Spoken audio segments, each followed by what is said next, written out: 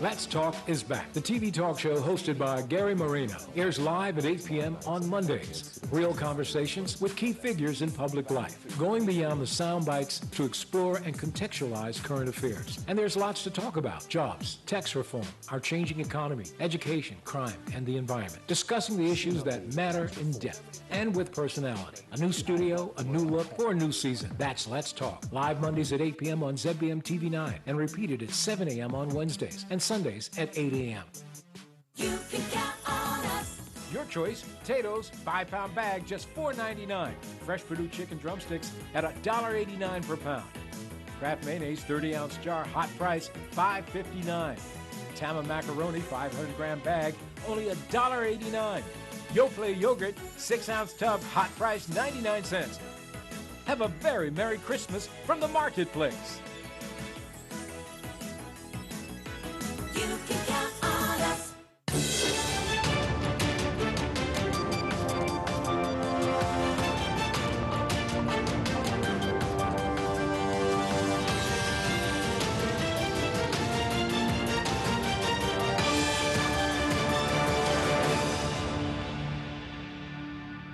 You're watching Bermuda Tonight. It's Thursday, December the 13th, 2018. I'm Diane Brewer, and thank you for joining us tonight.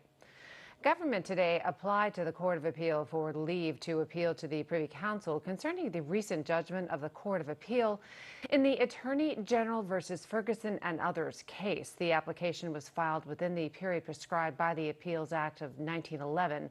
According to a terse press release from government's Department of Communications, the government's position is that the issues involved in these matters are of general public importance to the people of Bermuda and involve complex and difficult issues of law which are appropriate for consideration by the Privy Council. Deputy Premier and Minister of Home Affairs Walter Robban said, quote, "Constitutional issues are important issues and this government wants to get it right," end quote.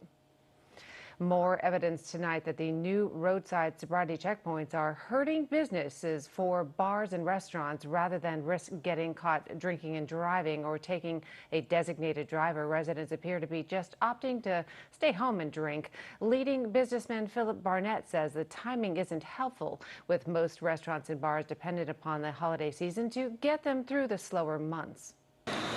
As the public gets used to the almost weekly roadside sobriety checkpoints aimed at cracking down on drunk driving, businesses continue to see declines. Just talking anecdotally to a lot of other restaurateurs and bar owners, it has had an impact, and obviously at this time of the year it's very frustrating. This time of the year should be a time when restaurants are able to put a few pennies in the bank before the doldrums of the winter hit, and all that happens is the bank accounts just start emptying out. As to why residents appear to be deciding to avoid going out for a good night at their favorite restaurant and bar, it comes down to a number of reasons. A lot of people want to do the right thing. The public wants to do the right thing, and so people don't necessarily want to drink and drive. However, businessman Philip Barnett, the director and president of Island Restaurant Group, doesn't blame the roadside sobriety checks. He, like many other business owners, look at the transport options available to the public after 10 p.m. You know, we don't have any buses after 11:30 at night. There's no ability for people to necessarily get home to where they need to go. And the bar business historically around the world, particularly, you know, for late night bar business, doesn't really take off until 10 or 11 o'clock at night when people are having a good time. Liquor licenses go till 3 o'clock in the morning. So bars are legally allowed to serve alcohol up until 3 o'clock in the morning. It's just a shame that they don't have a comprehensive choice in order to get home. Residents and business owners have complained about a lack of taxi options late at night, with many complaining on social media they just can't get one. Mr. Barnett wishes the standards for the taxi industry, the obvious solution for people wanting to get home late at night, would be on par with the food and beverage industry. And we've raised the bar, we've raised our compliance, we've had to bring security guards in, we've had to do other specific things. Certain establishments have had to be relicensed as nightclubs in order to comply with somewhat more stringent liquor licensing requirements. And it's frustrating to us that our understanding is that taxis are supposed to be on the road for 16 hours a day. And from the lack of taxis available to after 10 o'clock at night, or even quite frankly, if you have a restaurant in St. George's or Dockyard, after 5 o'clock, it's virtually impossible to get a taxi to get up there. Mr. Barnett is hoping that a solution can be found soon, with some business owners telling Bermuda Broadcasting News they might have to close early if not. We'd like to certainly work with government so that they can bring what they need to bring, just like we've had to come up and step up our compliance. I'd like to hope that the transportation choices can improve so that people can make the right decision and get home safely and still stay out. And so businesses and, quite frankly, all the Bermudians and people that are employed in our industry can stay gainfully employed. Tarai Trott reporting for Bermuda Broadcasting News.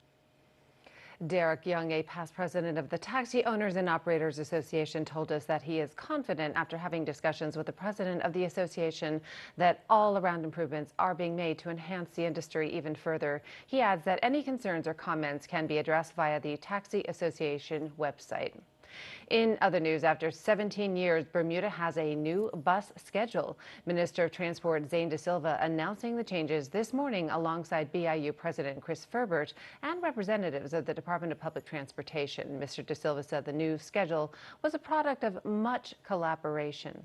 I'm encouraged by all the work that they have done and thank everyone for their diligence in maintaining a collaborative approach that valued continued and open communications to devise a solution that benefits bus operators, the Bermuda public, and most importantly, can be sustained with our current fleet of buses.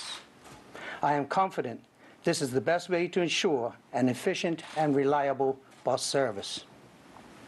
I know that this achievement was no easy task, as change is always difficult. Director of Public Transportation Department Roger Todd explained the pared-down schedule, which takes effect on January the 7th, was balanced and worked for both parties. New schedule will be implemented for an initial period of 1 year while advancing several key initiatives designed to improve the condition of the fleet. Performance of the new schedule will be assessed and adjustments made as required. Some of these initiatives include enhanced fleet management program and resources, out-of-service bus repairs, the 2009 series bus refurbishment project, and the 2019 new bus deliveries and multi-year fleet replenishment program. Route 7 and 8 buses traveling west will now all terminate at the Dockyard Depot, while all Route 10 and 11 buses traveling east will terminate at the St. George's Depot. Many routes have been reduced to once an hour during off-peak hours, including Route 2 Ord Road, Route 9, Route 8C Cedar Hill, as well as Routes 1, 5, and 6. According to Mr. Todd, the schedule is not yet set in stone and that 2019 will be used to see what works best. We'll have more for you after this short break, including the latest from AccuWeather headquarters. Stay with us.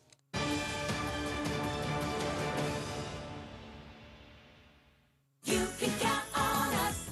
Fresh green beans, hot price only $2.69 per pound. Fresh top sirloin roast, best price around at $7.99 per pound. Dozen large white eggs, hot price $1.99. Pepperidge Farm herb stuffing, 8-ounce bags, hot price only $2.59. Save $2.20 on Arm & Hammer laundry detergent, 75-ounce bottles, hot price $9.79. Have a very Merry Christmas from the marketplace. You can count on us. At Argus, our interest is you. Each of you. Around here, we know that when two people seem the same, they can have very different insurance needs. For their health, home, work, and future. Which is why we take the time to get to know you as an individual, so we can provide insurance coverage that fits your life. Because after all, our interest is you. The year-end clearance sale is now on at Bermuda Motors. Cargo ships bringing our 2019 models will be arriving soon. To make room, we're offering the lowest prices of the year on these models. Ford Figo, our hatchback with cutting-edge technology. Ford EcoSport, big on comfort, safety, and power. Toyota Avenza, the perfect balance of style and function. Toyota Prius C, our fuel-efficient 5-door hybrid. So hurry, prices are available until the end of the year or while our inventory lasts at Bermuda Motors. I'm Tony Waterman. Coming up on The Breakdown this week, we take the show on the road. We're at the International Cyber Risk Management Conference, where the experts are looking to tackle a $6 trillion a year problem, cyber crime. Think of an apartment building full of people who are dedicated to hacking activities on behalf of nation states. We'll talk about Bermuda's role and also how technology could help in the fight. That's on Thursday at 8 p.m. on ZBM TV 9.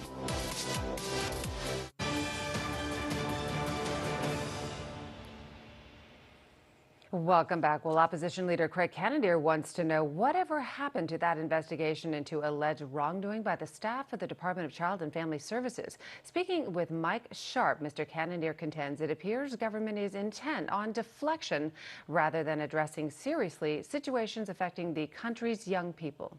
There are allegations that government child protection staff abused and neglected youngsters.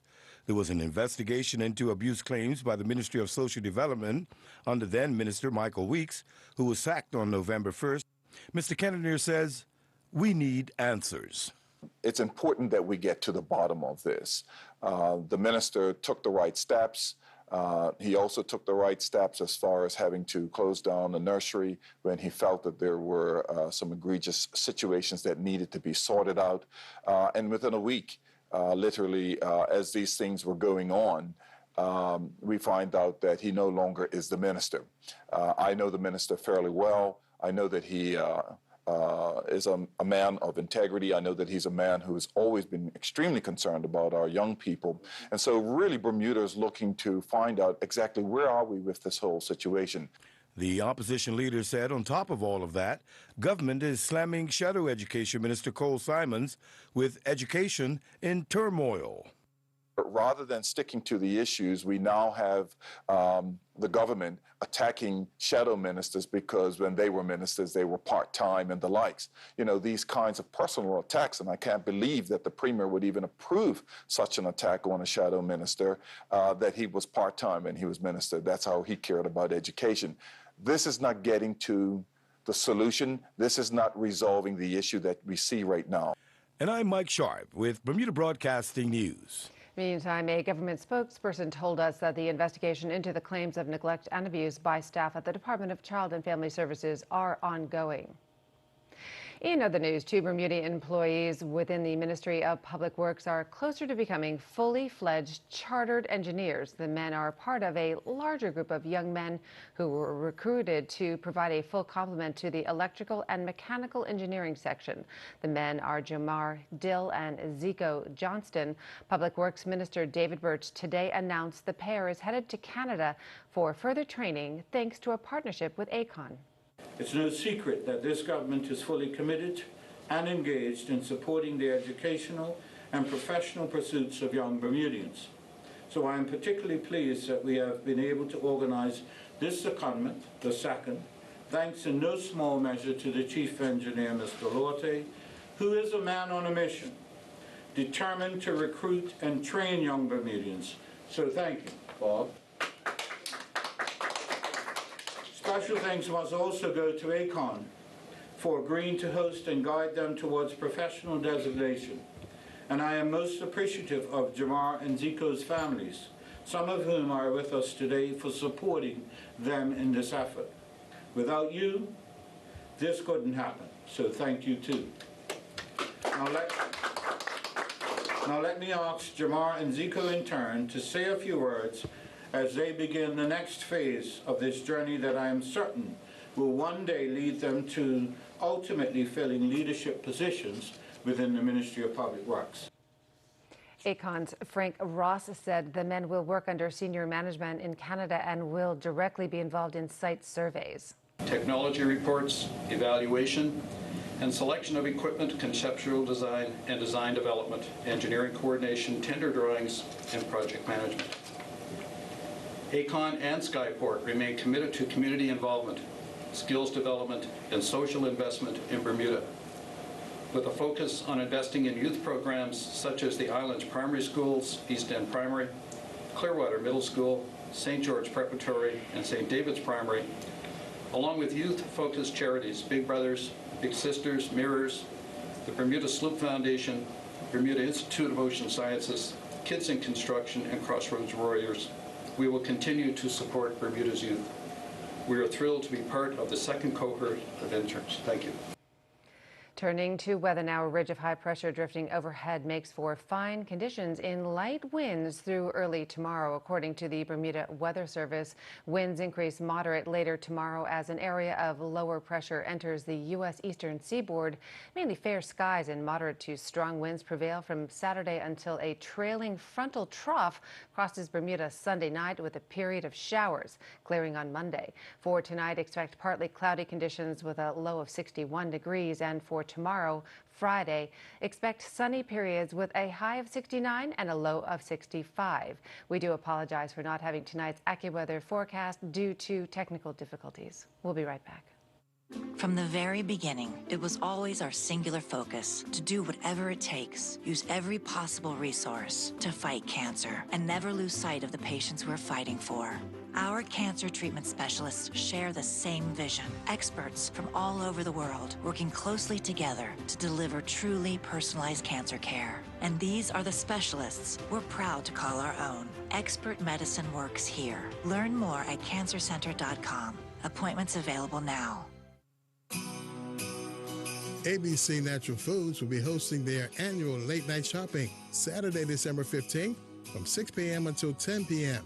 Come enjoy a glass of non-alcoholic wine, finger foods, vegan cheese, and much more with 15% off store-wide, 20% on case items. Don't miss the mega sale of the year, Saturday, December 15th at the ABC Natural Foods, 41 King Street.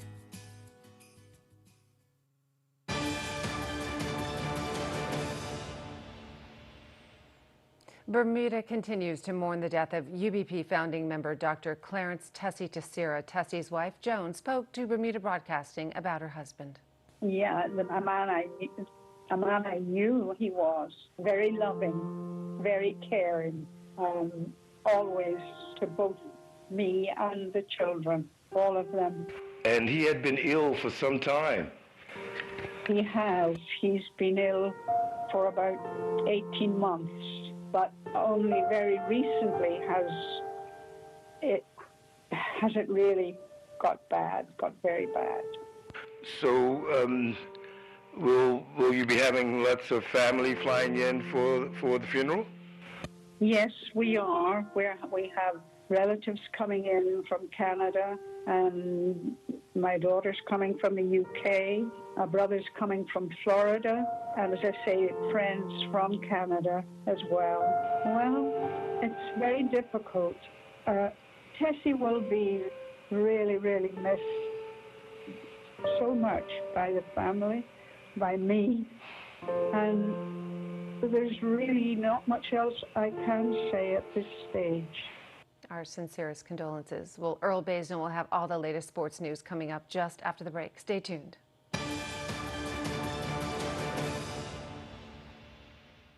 The Marketplace Food Court is you and your family's one-stop shop. Start your day at the Breakfast Bar with omelets made to order and traditional Bermuda codfish breakfast. The chefs will cook lunch and dinner to your liking.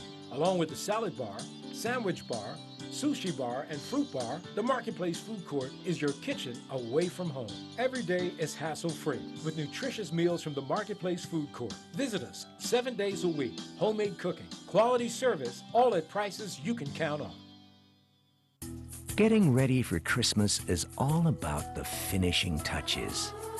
The icing on the cake. The table neatly set. Decorations specially placed. And gifts thoughtfully wrapped. All to share with those we love. In special moments as simple as this. Merry Christmas. And a Happy New Year.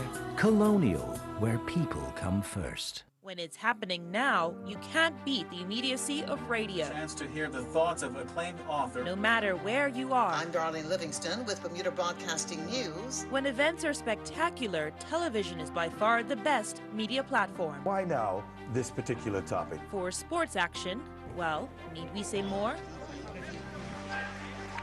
Broadcast reporters put elected officials on the spot, keeping them honest and accountable to voters. And they can explain things in ways we all understand. Climbs up to 12.5%. Broadcast news is important. We're your eyes and ears on the ground. I'm Jasmine Patterson, and thanks for joining us tonight. In good times and bad. Radio's your constant companion. On the big station, Power 95. And TV news is the news. Based on what you're seeing. And Bermuda Broadcasting is your station.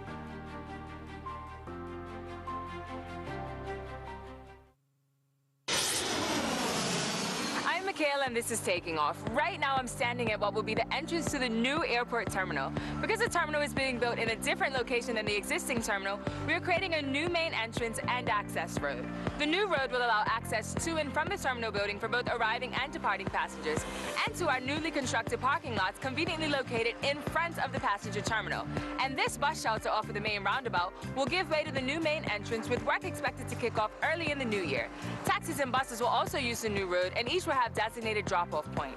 The roadway itself will slope upward to a higher level so as to meet the elevation of the new terminal, which is 4 feet above the grade of the existing terminal. It was built higher for protection against storm surges and potential flooding.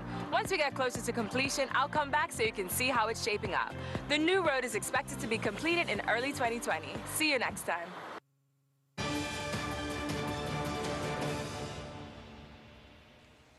Welcome back. In business news, the massive Marriott hacking earlier this month could have been carried out by the Chinese government. That's what major news outlets are reporting. That data breach exposed the personal data of 500 million people over a 4-year period. And according to the New York Times, it's part of a broader intelligence gathering operation. It's not the first and certainly not the last time a government was behind such a brazen break-in. The NotPetya ransomware attack of 2017 was linked to the Russian military, and the Sony Pictures attack in 2014 to the North Koreans. On The Breakdown tonight, Tony Waterman explores the changing risk profile of cybercrime. It's high time now for us to no longer think of the hacker as only the 17-year-old in your basement, but also think of an apartment building on a campus full of people who are dedicated to hacking activities on behalf of nation states, fully resourced, well-educated. I think that's the kind of threats that we need to become more comfortable talking about and thinking about. So for the largest companies, those are the threat actors that they're concerned about.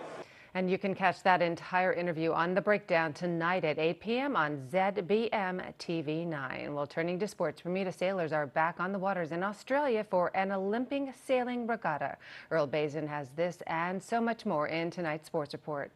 The International Sailing Series in Australia has moved to their third location as the Sail Melbourne, Australia's premier Olympic and invited classes regatta got underway on the waters of Port Phillip. Bermuda Olympic hopeful Raquel Evans and Campbell Patton took to the water for race day 1. Evans came off the water in the Finn class in 19th place after 2 races. Evans would finish 18th in the first race of the day and then 21st in the second race for his 39 points. Only 1 race was sailed in the laser fleet, with Patton finishing 9th. Following our story yesterday that Vance Brown has been nominated as a candidate for CONCACAF Women's Coach of the Year for 2018, we asked Bermuda Football Association President Mark Wade his thoughts on Brown receiving the acknowledgement amongst the region. Yep, it's certainly fantastic to see that Vance Brown has been acknowledged for the work that he's done with the under-15 girls, and we're certainly excited over here. Still smiling from yesterday when I first saw it on CONCACAF.com. So really, I'm just encouraging all of Bermuda to get up on your laptops, on your phones, and vote for Vance Brown from the fan perspective. Meanwhile, a superb first-half performance by Jonte Smith and his Lewes Football Club teammates propelled them to a 5-0 win over Brightlingsea Regent, and with the result, they went top of the Isthmian Premier League for the first time in over a decade. Smith would get his name on the score sheet on the stroke of half-time, making it 5-0.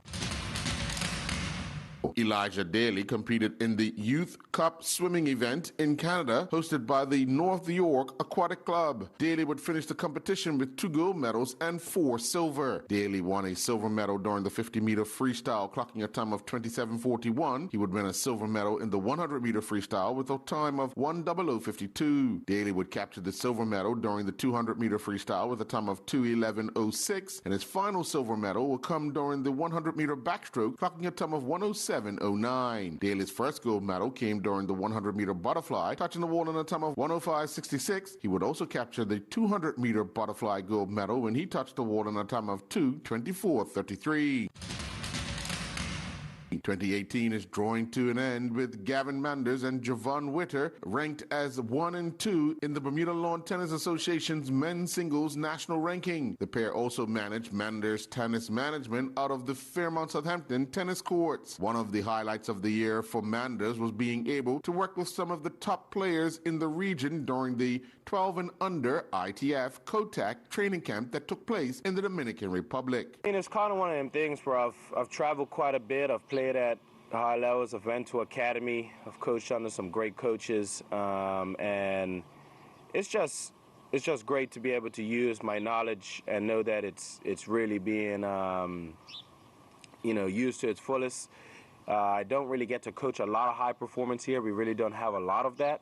And even our what we call our high performance is still developmental into high performance. So, it opened my eyes a little bit because I'm still at an age where I could go anywhere in the world and coach, and that showed me that. And if things keep going how they're going here, maybe it's time for me to go and actually go to places and start to use my knowledge and my expertise in areas in that high performance where people appreciate it,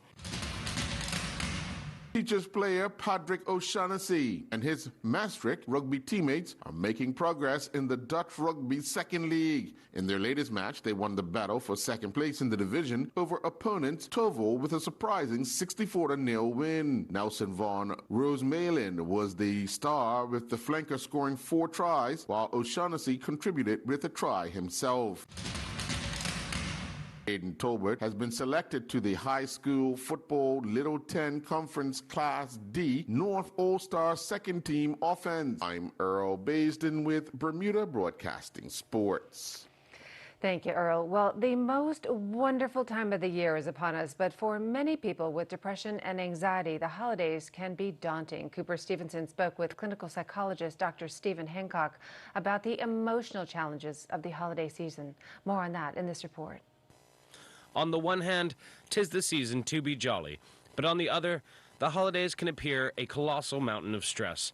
A reminder of the things we can't afford, the people that are no longer with us, and the relationships we struggle to maintain. But at the same time, there remains the notion in the back of our minds that we must be thankful for our friends, family, and health. And we are. But those notions do little to alleviate the concerns of anyone suffering from depression or anxiety. Though it might sound cliche, the best way to avoid those emotional pitfalls is to concentrate our efforts into those that surround us, not by buying presents or throwing parties, but through tradition. I don't think we need to challenge materialism. I think we need to focus on people and experience. One of the best ways to address some of the things that we're talking about is by going out and setting traditions, reestablishing what it means. What does Christmas actually mean to you? There's many different ethnic backgrounds, religious backgrounds.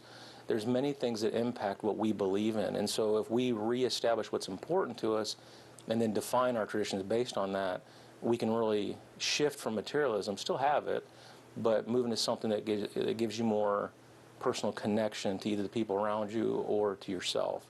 For those with depression and anxiety, the worst part of the holidays can be the social aspect. Navigating family politics, mending old conflicts, and putting on your best face can be a tough task. But it is one Dr. Hancock says most people are capable of pushing through.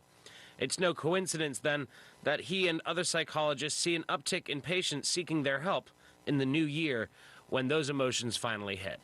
Even before I went into private practice, I worked in a domestic violence shelter. And the shelter was always empty on Christmas. In January 1, it was full.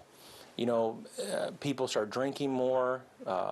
There's all kind. People get upset with themselves in January 1, so they indulged all through the holidays, and that was okay because they ignored it.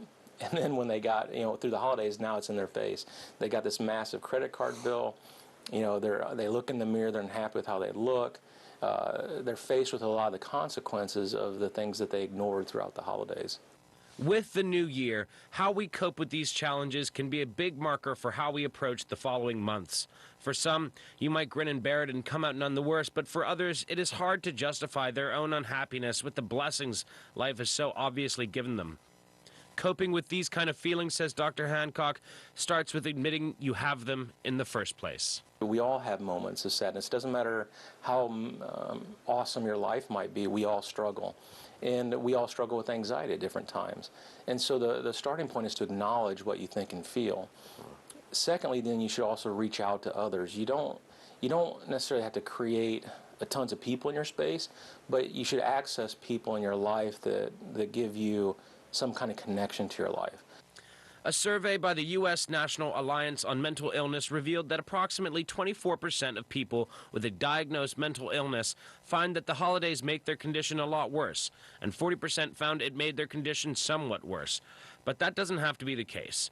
Acknowledging the reasons we might find to feel sad or stressed or anxious can allow us to feel better, says Dr. Hancock.